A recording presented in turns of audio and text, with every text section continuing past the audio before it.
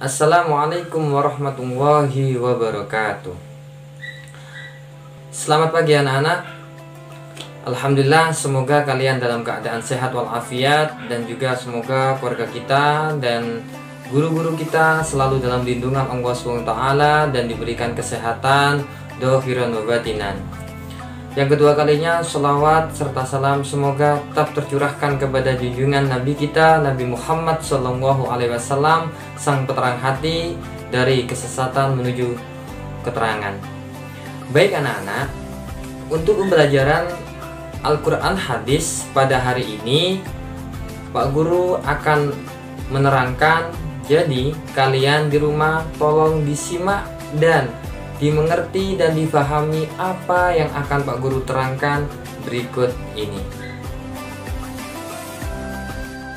Baik anak-anak, untuk pembelajaran Al-Quran Hadis kelas 4 MI Al-Kalam, yaitu kita akan membahas tentang pembagian idhar dan ikhfa. Tolong disimak penjelasan Pak Guru berikut ini. Tolong didengarkan. Untuk yang pertama yaitu idhar halki. Idhar halki adalah merupakan salah satu cabang bagian dari hukum idhar yang terdapat dalam ilmu tajwid. Idhar mempunyai arti terang atau jelas. Jadi idhar itu adalah terang atau jelas. Disebut idhar halki disebabkan oleh mahraj dari huruf-huruf tersebut keluarnya dari dalam tenggorokan. Halki artinya tenggorokan. Jadi huruf-hurufnya idhar itu berada di tenggorokan. Hukum idhar halki ini berlaku bila terdapat satu, nun sukun ataupun tanwin atau dhamma tanwin, kasroh tanwin atau fathah tanwin, dan sesudahnya bertemu dengan huruf alif, ain, ghain, ha, kha, ha, dan hamzah. Akan tetapi nun mati ataupun juga tanwin jarang sekali ketemu dengan huruf hijaiyah hamzah. Namun huruf hamzah ini merupakan salah satu bagian dari huruf idhar halki, hamzah. Cara membaca idhar halki. Cara membacanya yaitu wajib terang atau jelas, tidak boleh mendengung. Jadi bacanya itu jelas, tidak boleh berdengung. Contoh idhar halki dalam Al-Quran untuk huruf alif yaitu seperti lafaz wa min syarri ghasikin idza waqab. Nah, itu ada qafnya, tanwin bertemu dengan hamzah. Wa min syarri ghasikin, nggak boleh dibaca ghasikin, nggak boleh, tapi dibaca dengan ghasikin idza waqab. Jadi contoh selanjutnya fasholli li rabbika wanhar. Nah, itu wanhar, nggak boleh dibaca wahar karena itu adalah nun sukun bertemu dengan ha, termasuk bacaan idhar. Nggak boleh dibaca wahar tapi dibaca wanhar, wanhar. Seperti itu cara bacanya. Selanjutnya seperti alladzi at'amahum min ju'in wa amanahum min khaufin atau min khauf. Jadi di situ adalah min khauf dikatakan idhar halki.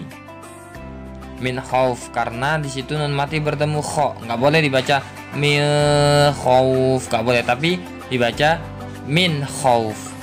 Siratal ladzina an'amta. Nah, di situ ada nun mati bertemu ain, nggak boleh dibaca amta, tapi an'amta dibaca jelas. Di situ an'amtanya dibaca jelas, nggak boleh berdengung.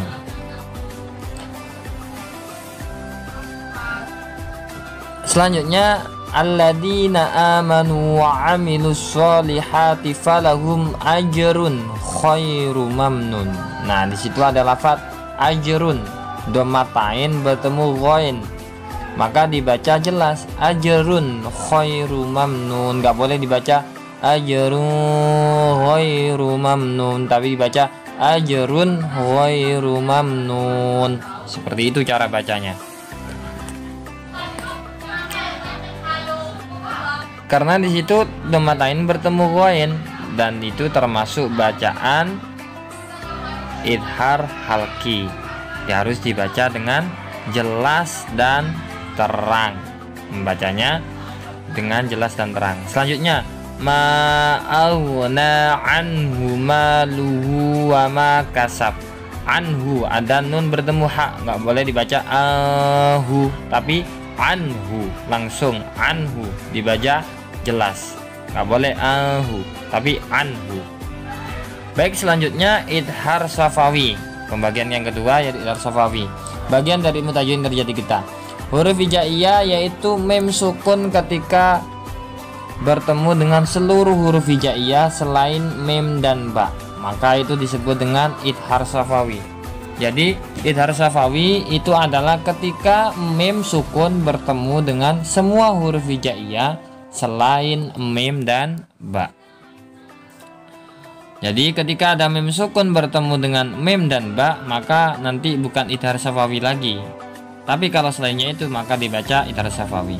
Idhar berarti terang, jelas, atau tak berdengung. Safawi berarti bibir. Sebab huruf hijaiyah mim makhrajnya hurufnya yaitu bertemu bibir di bagian bawah dan bibir di bagian atas. Yaitu bertemunya bibir di bagian bawah dan bibir di bagian atas. Dalam istilah yang ada dalam ilmu tajwid, idhar safawi yaitu melafalkan huruf-huruf hijaiyah yang ketemu dengan huruf mim sukun dengan terang dan jelas, dan ini tidak disertai dengan berdengung atau gunna. Idhar safawi bisa terjadi dalam satu kalimat atau dalam satu kata, ataupun di luar kalimat kata yang terpisah. Contoh, alhamdu, alhamdu, alhamdu. Itu adalah mim sukun bertemu dal. Mim sukun bertemu dal, maka itu juga termasuk bacaan idhar safawi. Harus dibaca jelas. Alhamdu. Selanjutnya siratal ladzina an'amta. Nah, di situ ada mim mati bertemu ta, maka dibaca jelas juga. Alaihim ghairi. Nah, mim sukun bertemu wain. Alaihim waladhdallin. Nah, di situ ada mim juga bertemu dengan waw, maka harus dibaca jelas. Nggak boleh dibaca alaihim waladhdallin, nggak boleh, tapi alaihim waladhdallin, seperti itu. Lanjut. Selanjutnya lam yalid. Nah, mim sukun bertemu ya, itu juga termasuk bacaan idhar safawi, maka tidak boleh dibaca menjadi lam yalid, nggak boleh, tapi lam yalid walam yulad, harus jelas. Selanjutnya walam yakul lahu kufuwan ahad. Nah, mim sukun bertemu ya, nah itu harus dibaca jelas juga, nggak boleh dibaca walam, nah, tapi dibaca walam. Selanjutnya idhar mutlak. Nah, pembagian yang ketiga yaitu idhar mutlak. Apabila ada nun sukun dan di belakangnya terdapat huruf nun, wawu, ya, mim, tetapi dalam satu kalimat atau biasanya bersambung, maka harus dibaca terang atau jelas dan tidak boleh berdengung. Ini juga termasuk bacaannya idgham bi gunnah, yaitu ya, nun, mim, wawu, tapi harus dibaca jelas ketika dalam satu kalimat. Untuk huruf-huruf lain yaitu nun dan mim dalam Al-Quran tidak pernah bertemu dalam keadaan sambung atau satu kata. Jadi untuk kasus nun sukun bertemu nun dan bertemu mim seperti berikut adalah mustahil dalam satu kata. Nah, jadi untuk huruf lain nun dan mim dalam satu Al-Quran tidak pernah bertemu dalam keadaan sambung. Jadi nun sama mim gabung gitu, nggak pernah dalam Al-Quran karena mustahil. Contoh umum seperti dunya, dunya, atau sinwanun. Nah, itu nun mati bertemu wawu. Bunyanun, kinwanun. Nah, kita ulas yang pertama. Sinwanun, bunyanun. Nah, di situ sinwanun itu adalah nun mati bertemu wawu. Nah, itu harus dibaca idhar karena dalam satu kalimat. Karena itu dalam satu kalimat, tidak terpisah dengan dua kalimat. sama dengan yang lainnya di situ. Bunyanun itu nun mati bertemu ya, sama karena dibaca jelas. Apabila huruf nun yang disukunkan tersebut terpisah dengan huruf ya dan wawu, maka hukum bacaan yang berlaku dalam kasus ini adalah hukum idgham bi gunnah dan harus dibaca dengan berdengung. Apabila huruf nun yang disukun dan huruf tersebut tersambung atau dalam satu kata dengan huruf ya dan wawu, maka hukum bacaan berlaku adalah hukum idhar wajib dan harus dibaca jelas, terang, dan tidak berdengung. Maksudnya gini, apabila tadi nun atau tanwin itu bertemu dengan nun iya wawu yanmu tersebut, itu maka harus dibaca jelas ketika berkumpul dalam satu kalimat. Tapi ketika dia terpisah dalam satu kalimat berbeda, ada dua kalimat, maka dia harus dibaca idgham bi gunnah. Nah, ini contoh yang masih dalam satu kalimat. Soffan ka'annahum bunyanun. Nah, di situ ada nun mati bertemu ya. Bunyanun ini tetap dinamakan idhar karena dia nun mati bertemu ya dalam satu kalimat. Nah, kalau dia seumpama dua kalimat baru berbeda bacaannya, maka tetap dibaca jelas bunyanun. Contoh lagi di situ, lafadz yang bergaris merah, kinwanun. Nah, nun mati bertemu waw, itu berkumpul dalam satu kalimat, maka juga harus dibaca jelas. Nah, itu harus juga dibaca jelas. Contoh lagi, sinwanun. Nah, sinwanun itu adalah satu kalimat, nun mati bertemu waw dalam satu kalimat, maka harus dibaca jelas juga.